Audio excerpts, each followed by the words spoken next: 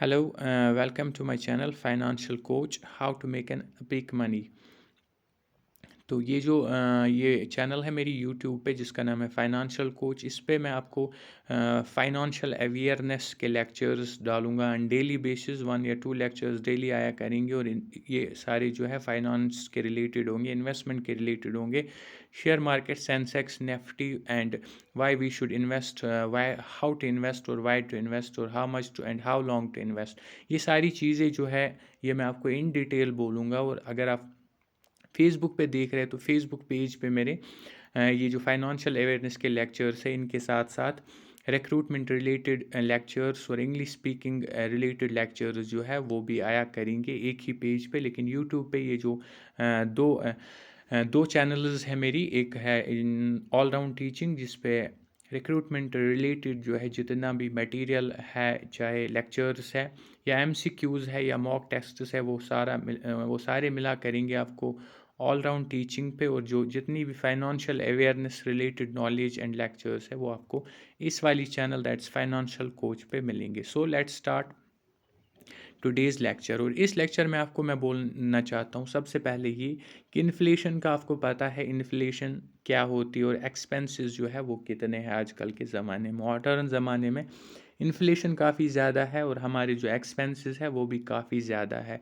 और यहाँ पे अगर हम if you talk about J&K state तो गवर्नमेंट जॉब्स जो है ज़्यादा लोग इसी पे डिपेंडेंट है। तो इसीलिए मैं इस सीरीज़ को शुरू करना चाहता हूँ कि जो फाइनेंशियल नॉलेज है ये हर एक बंदे के पास होनी चाहिए। क्योंकि इन्फ्लेशन देखो, अब आप सबसे पहले आप बोलोगे कि ये जो इन्वेस्ट है हमें क्यों करना है, हम कमा रहे खा रहे तो हमारा चल रहा है। देखो, उससे पहले मैं आपको दूसरी स्लाइड पे लेना चाहूँगा कि हमें क्यों करना चाहिए ऐसा और इससे क्या होता है। सबसे पहले वाई टू इन्वेस्ट का जवाब आपको इससे मिलेगा कि जो इन्फ्लेशन है, इन्फ्लेशन का मतलब क्या होता है ये वो समझने से पहले आपको ये समझना पड़ेगा कि इन्फ्लेशन क्या चीज़ है। सो अगर मैं आपको लेमेन्स लैंग्वेज में समझाऊँ या सॉरी सिंपल लैंग्वेज में, सिंपल वर्ड्स में बोलूँ तो इन्फ्लेशन का मतलब होता है कि जब प्राइसेस बढ़ते हैं, हर एक को पता है ये कोई नई बात नहीं है कि जब प्राइसेस बढ़ जाते हैं, व्हेन प्राइसेस इंक्रीज, हम इसको इन्फ्लेशन बोलते हैं।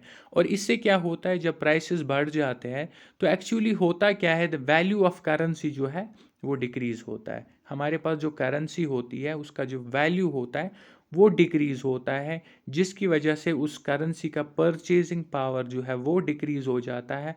और इसी चीज़ को हम बोलते हैं इन्फ्लेशन, प्राइस जो है वो राइज हो जाते हैं। और इससे क्या होता है, जो हमारे पास मनी होता है उसका जो परचेजिंग पावर है जब वो डिक्रीज़ हो जाता है तो हमें स्ट्रेस सा हो जाता है कि एक्सपेंसेस बढ़ रहे हैं, कुछ आ नहीं रहा है, इन्फ्लेशन हो रही है, तो हम उसके साथ डील नहीं कर पाते हैं। तो इसकी वजह से हम परेशान रहते हैं कि हम अब क्या करें, किस तरह से हम इस चीज़ को हैंडल करें। उससे पहले इन्वेस्टमेंट करने से पहले, उसको सीखने से पहले एक और चीज़ मैं आपको बोल दूं कि अब आप बोलोगे होती क्यों है इन्फ्लेशन, गवर्नमेंट करती ही क्यों है, गवर्नमेंट इसको कंट्रोल क्यों नहीं करती, एक्सपेंसेस बढ़ रहे, करेंसी का वैल्यू क्यों डिक्रीज़ हो रहा है, परचेसिंग पावर ऑफ मनी क्यों डिक्रीज़ हो रहा है, इन्फ्लेशन हो क्यों रही है। सही से सवाल बनते हैं आपके, लेकिन इनका जो जवाब है वो ये है कि गवर्नमेंट हो, ये चाहे आरबीआई भी जो है वो एक गवर्नमेंट बॉडी है इंडिया में, रिजर्व बैंक ऑफ इंडिया जिसको हम बोलते हैं। तो ये क्यों नहीं इन्फ्लेशन कंट्रोल करती, आपके दिमाग में ये सवाल आता होगा कि ये गवर्नमेंट और आरबीआई क्यों नहीं इन्फ्लेशन को कंट्रोल करते और जो हमारे एक्सपेंसेस है या करेंसी के वैल्यू को वो क्यों इतना डिक्रीज होने देते हैं। देखो, इकोनॉमिक ग्रोथ तो आपको पता ही होगा, हर एक स्टेट जो है, हर एक कंट्री जो है वो चाहती है कि उसकी इकोनॉमी ग्रो करे, किसी भी तरह by any means economy grow करनी चाहिए, तब जाके एक मुल्क जो है वो तरक्की करता है, मुल्क जो है वो ग्रो करता है। और इकोनॉमिक ग्रोथ के लिए जो है वो इन्फ्लेशन ज़रूरी है, इन्फ्लेशन ज़रूरी है, लेकिन up to single digit inflation का मेंटेन रहना इन ए सिंगल डिजिट बहुत ज़रूरी है इकोनॉमिक ग्रोथ के लिए।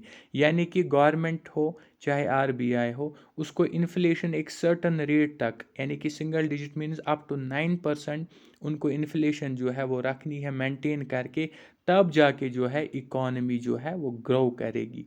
और इसीलिए गवर्नमेंट जो है वो इस चीज़ को, या आरबीआई जो है वो इन्फ्लेशन को नहीं कंट्रोल करता, वो इसको कंट्रोल करता है, इनफैक्ट मेंटेन करता है टू ए सर्टन पॉइंट, और to to a certain number, ताकि इन्फ्लेशन एक सिंगल डिजिट में मेंटेन रहे और जो इकॉनमी है वो ग्रो करती रहे। दैट्स वाई जो इन्फ्लेशन है वो हमेशा रहती है और वो हमेशा रहेगी। और ये दिखाने का जो पीछे इसका वजह था, रीज़न था, वो ये था कि आपको मैं बोल दूं कि इन्फ्लेशन जो है ये तो रहेगा। ऑन द एवरेज बोला जाता है कि हर साल 7 से 8% इन्फ्लेशन रहती है। मीन्स अगर इस साल आपके पास 100 रुपया है तो अगले साल ये जो 100 रुपया है इट इज़ इक्वल टू 92 और 93 rupees. In the same way if you are having 1 lakh rupees तो अगले साल जो है इसका जो वैल्यू है वो यही 93,000 के अराउंड होगा। मतलब इसका जो वैल्यू हो वो डिक्रीज़ हो रहा है। अब अगर आप इस मनी को अपने पास रखोगे इस होप के साथ कि मेरे पास पैसे है तो इनका वैल्यू बढ़ रहा है, तो एक्चुअली में इनका जो वैल्यू है वो ईयर ऑन ईयर डिक्रीज़ हो रहा है बिकॉज ऑफ इन्फ्लेशन। इसीलिए इस इन्फ्लेशन को टैकल करने के लिए आपको अपने मनी को जो है वो बढ़ाना पड़ेगा, ताकि एटलीस्ट आप इन्फ्लेशन के साथ कम्पीट कर सको और अपने जो खर्चे हैं वो आने वाले टाइम में भी आराम से आप उठा पाओ। अगर आप सबसे पहले आप बोलोगे कि हम तो बैंक में रखते हैं, बैंक इंटरेस्ट देता है।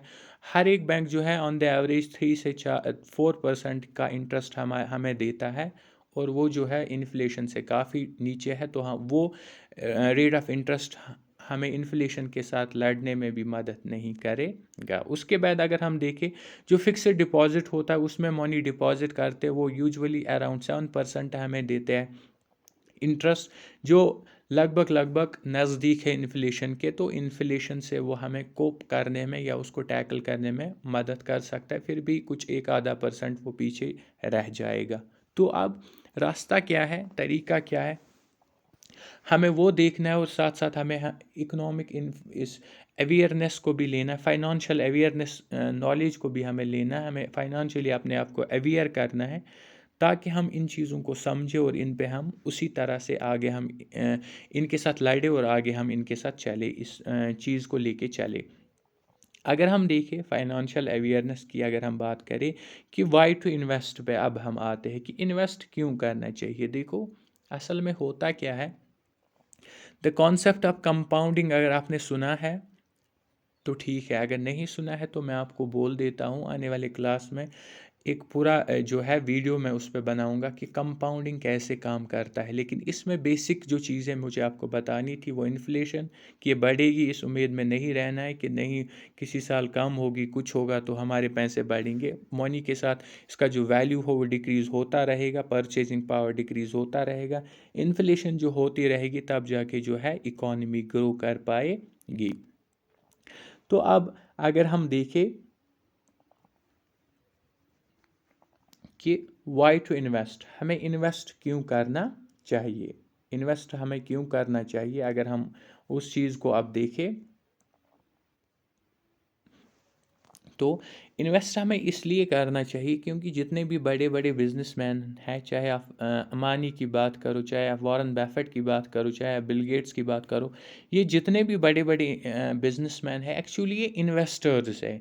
इन्होंने बड़ी बड़ी कंपनीज के जो शेयर्स है वो खरीदे हुए हैं, स्टॉक खरीदा हुआ है, और ये उसके मालिक बन बैठे। कैसे होता है ये सब, ये भी आपको मैं आराम से सिखाऊंगा। इन्वेस्ट जो है, शेयर जो है, शेयर्स किसी कंपनी के खरीदना, इसमें कुछ किस्में होती है, जैसे शेयर्स होते हैं, स्टॉक होता है, इक्विटी होता है, बॉन्ड्स होता है, गोल्ड होता है, डेट होता है, बहुत सारी चीज़ें होते हैं जिन पे एक बंदा इन्वेस्ट कर सकता है और अपनी मनी जो है, अपने पैसे को मैनी फोल्ड इंक्रीज कर सकता है। किसी भी कंपनी का शेयर लेना, बहुत सारी कंपनीज है, वो भी आने वाली वीडियोस में आपको दिखाऊंगा।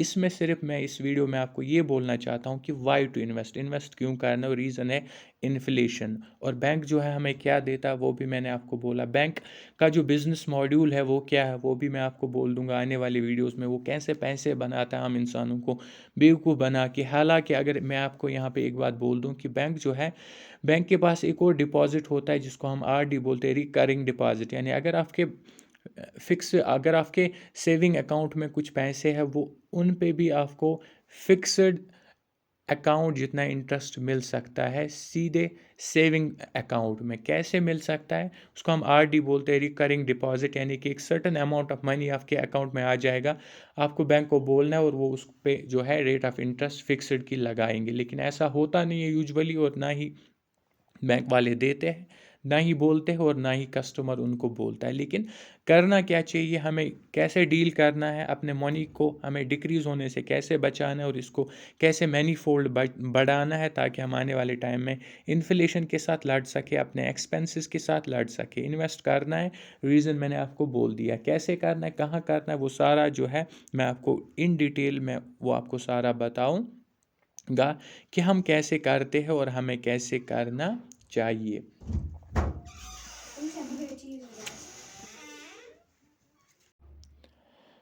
तो वो चीज़ें मैंने आपको बोल दी, और कैसे करना है, किस तरह से करना है। बहुत सारी कंपनी जो है डिविडेंड देती है, वैल्यू जो है शेयर्स का वो बढ़ता है।